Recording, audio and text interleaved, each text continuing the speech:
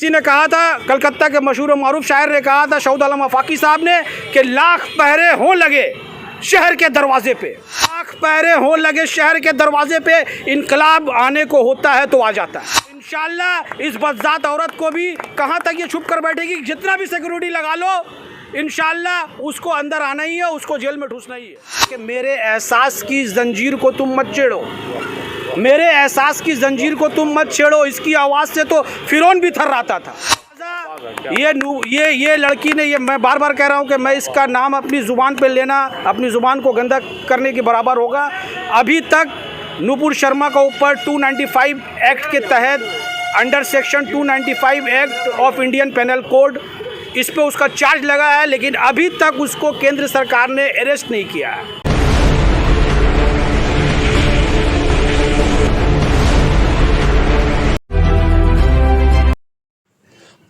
मशहूर समाजी शख्सियत और तृणमूल कांग्रेस से हमदर्दी रखने वाले नदीम सिद्दीकी ने रसूल की शान में गुस्ताखी करने वाली नूपुर शर्मा की गिरफ्तारी की मांग की है। उन्होंने कहा कि जब तक नूपुर शर्मा को गिरफ्तार नहीं कर लिया जाता तब तक उनकी ये तहरीक जारी रहेगी। आज उन्होंने कोलकाता के टीपू सुल्तान मस्जिद के करीब 20 सड़क पर लोगों के सामने नूपुर शर्मा की गिरफ्तारी की मांग की। आइए सुनते हैं कि उन्होंने इस मौके पर क्या कहा।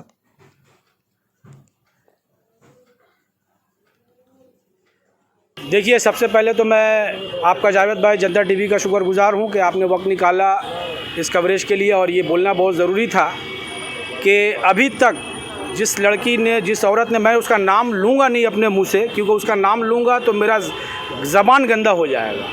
तो ये जो बदजात औरत ने जो गुस्ताखे रसूल किया है, ये करके पूरे उम्मत मुसलमान को इसने छेड़ दिया है।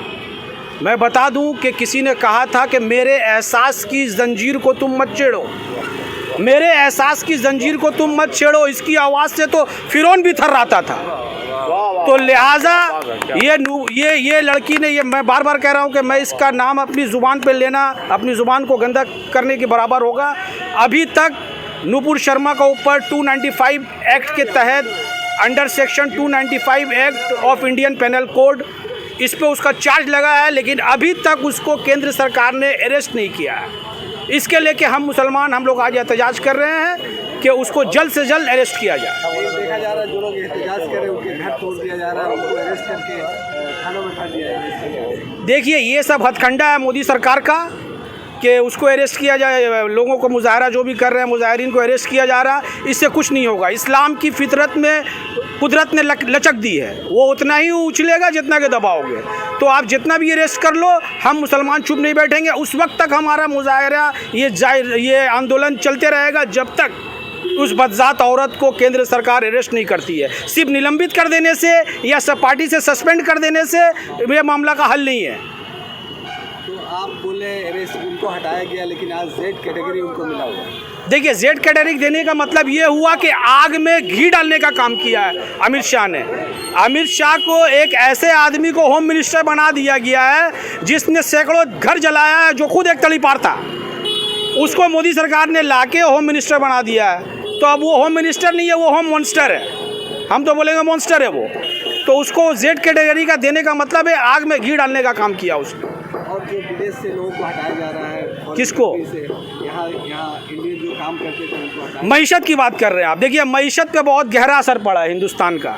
ये बदजात औरत को इन लोगों ने इतना ज़्यादा हाईलाइट कर दिया है कि कुछ पूछिए मत। इसके वजह से मोदी सरकार को चाहिए कि आज जितने भी गल्फ़ कंट्रीज़ है, चाहे कतर हो, कुवैत हो, सऊदी अरब हो, आज हिंदुस्तान का प्रोडक्ट लेना बंद कर दिया है। क्यों भाई? इससे क्या हमारे आर्थिक स्थिति पर असर नहीं पड़ता है? ये मोदी सरकार अंधा बैठी हुई है, वहाँ पर देख नहीं रही है क्या हो रहा है। और राहुल गांधी को जो अरेस्ट किया, क्या इससे जुड़ा हुआ मामला है? राहुल गांधी का अपना पॉलिटिकल इश्यू है, वो उसका नेशनल हेराल्ड का केस है, वो उससे और इससे कोई मतलब नहीं है। यहाँ पे आप इस तरह का सवाल ना करें, पॉलिटिकल तो अच्छा होगा। एक और, क्योंकि हम लोग बंगाल में हैं, तो बंगाल में देखा गया ममता बनर्जी ने बीच में कहा था कि आपको आंदोलन करना है तो दिल्ली जाओ। देखिए, दीदी ने अगर ये बात कहा है तो मुझे लगता है कि उन्होंने जल्दबाजी में कह दिया है ये बात। ऐसी कोई बात नहीं, उन्हें बाखूब मालूम है कि उस बदजात औरत ने गुस्ताखे रसूल किया है। उन्होंने खुद भी कहा है कि उसका जितना जल्द हो उसको अरेस्ट किया जाए, जिसका सबसे जीता जागता सबूत आपको मैं बता दूं कि अभी कुछ दिन पहले कोलकाता पुलिस ने नारकुलडांगा थाना ने उसको सम्मन किया 20 जून 20 जून में नुपुर शर्मा को वहाँ हाजिरी देना है, अदरवाइज़ उसका अरेस्ट वारंट निकल जाएगा यहाँ से। तो इससे क्या आप समझते हैं कि कोलकाता पुलिस हाथ रख के बैठी नहीं हुई है? तो कुडोस टू कलकत्ता पुलिस को मैं शाबाशी दूंगा कि कलकत्ता पुलिस ने उसको सम्मन किया है 20 जून को। तो आप लोग क्या चाहते हैं? देखिए, हमारे चाहने से नहीं होगा, पूरा मुसलमान चाहता है। हम लोग यहाँ पर आज खड़े हैं, यहाँ पर हमारे गुड्डू भाई हैं, यहाँ पर शोएब हनीफ भाई हैं, यहाँ सोहेल भाई हैं, मुनाम मलिक साहब हैं, हम लोग सब यही, सूरज भाई हैं यहाँ पे सब हम लोग यही चाहते हैं। पूरा मुसलमान ये चाहता है कि इस गुस्ताख, इस बदजात औरत को, ये वाहियात औरत को, ये बददिमाग औरत को जल्द से जल्द अरेस्ट किया जाए, या यूँ कहूँगा कि अरेस्ट भी उसका लिए कम है, उसको सीधा फांसी में लटका दिया जाए, कैपिटल पनिशमेंट दिया जाए उसको। उनको देवी दुर्गा का ये कहा जा रहा है। किसको? कौन कह रहा है उसको? पार्टी के आदमी उसका कह रहा है देवी दुर्गा है वो।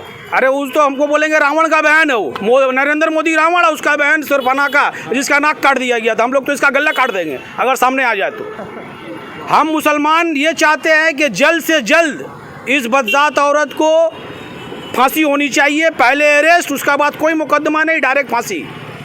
मैं ये बता दूं, मोदी सरकार जो भी सोच रही है, आज उसको जेड, आपने जो कहा कि जेड कैटेगरी दिया गया, उससे मोदी सरकार क्या समझ रही है? इससे क्या आप इससे क्या अंदाज़ा लगा सकते हैं कि मोदी सरकार उसको फेवर नहीं कर रही है?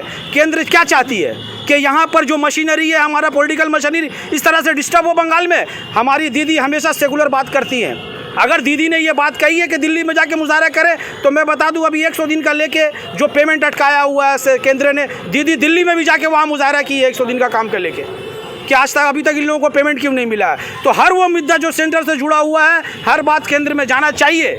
लेकिन जहाँ तक मुजाहरा का सवाल है, हम मुजाहरीन का सवाल है, और ये इस गुस्ताखे रसूल की बात है, तो इसमें मुसलमान जो है चुप नहीं बैठेगा। हमारा आंदोलन, हमारा मुजाहरा उस वक्त तक चलते रहेगा जब तक कि इस बदजात औरत को जेल में ना ठूसा जाए। मैं बात, किसी ने कहा था, कलकत्ता के मशहूर और मारूफ शायर ने कहा था, शौद आलम आफाकी साहब ने, कि लाख पहरे हों लगे शहर के दरवाजे पे, लाख पहरे हों लगे शहर के दरवाजे पे, इनकलाब आने को होता है तो आ जाता है। तो इंशाल्लाह इस बदजात औरत को भी, कहाँ तक ये छुप कर बैठेगी? जितना भी सिक्योरिटी लगा लो, इंशाल्लाह उसको अंदर आना ही है, उसको जेल में ठूसना ही है।